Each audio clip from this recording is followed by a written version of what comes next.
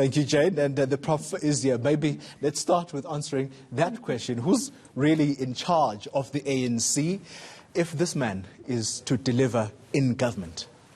Yes, this is a situation of serious credibility crisis. It's Cyril Ramaphosa on the one hand. Yes, he is his own person. Within certain limits, there are definitive limits, both in terms of state power and in terms of what the ANC permits him to do. He has to perform within those. So he is a product of his own leadership style. He can do more within the limits of his persona. He is also very much a product of the ANC. This is the best leader that the ANC has to offer. Even if his majority was slim when he was elected, that was a majority, and there is no clear contender, Cyril Ramaphosa remains the strongest draw card in terms of electoral and voter support, popular broad South African support that the ANC has. So yes, one can look at Cyril Ramaphosa. It is also the product of a political party, still dominant party, but seriously decaying party at this point, at a crucial point in history. And the question is whether it has options. Let's look at his work in government, Prof. And I want to take us to part of what he said last year in his speech. Yeah. And that is that, I quote, "We are committed to building an ethical state in which there is no place for corruption, patronage, rent-seeking and plundering of public money." Ethical leadership. Can he really tell the nation today that he's still committed to that promise when you have people who are alleged to have used taxpayers' money to fly their husbands overseas for anniversaries, wedding anniversaries? You have the kind of appointments that are being made at the Department of Water and Sanitation.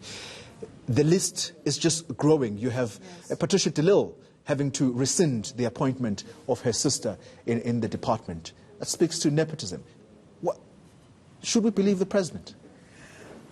With difficulty, but he hasn't got a choice then, if one looks at it in terms of realpolitik. He hasn't got a choice but to try to persuade the nation that yes, we are doing that, yes, there is progress, but there is so much, as you rightly point out, that he seriously has to counter, because the stream of continuously dubious appointments, dubious practices just ran thick and wide through this government.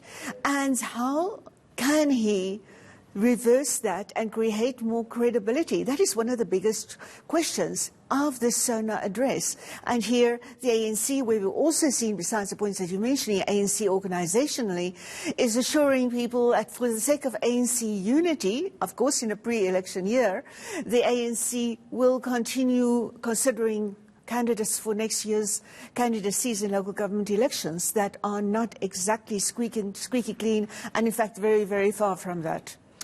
Prof, the biggest danger to the economy is Eskom. Yeah. I think the nation is probably growing tired as well of hearing us talking about Eskom, but the reality is that it really has the entire economy by the throat. What does the president say tonight in relation to that? We are waiting with bated breath, certainly on that. You know, he is in such a double bind. There are some steps that have to be done, the only feasible steps within a short span of time, and the drain has to be stopped. There are unpopular ones that he has to take simultaneously. We know he's going to, as we saw on the eve of his recent international departure, he is going to defend the employment of workers, because the ANC, and it falls in its own trap again, cannot get away, cannot oversee retrenchment of large-scale retrenchment of workers, and retain its political credibility and retain its alliance with Labour going into an election in future. Briefly, Prof, on the corruption score, how is he doing? Fighting corruption.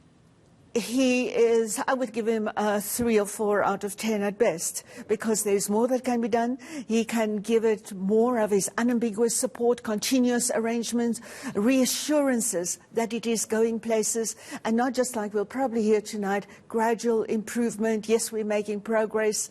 There is much more concrete, tangible evidence that is required to make people continue believing that there is really progress towards that ethical state. Professor Susan Booysen, thank you very much for coming through. And of course, Jane, you continue on this path of the pre-Sona that we are exploring this morning. Yes.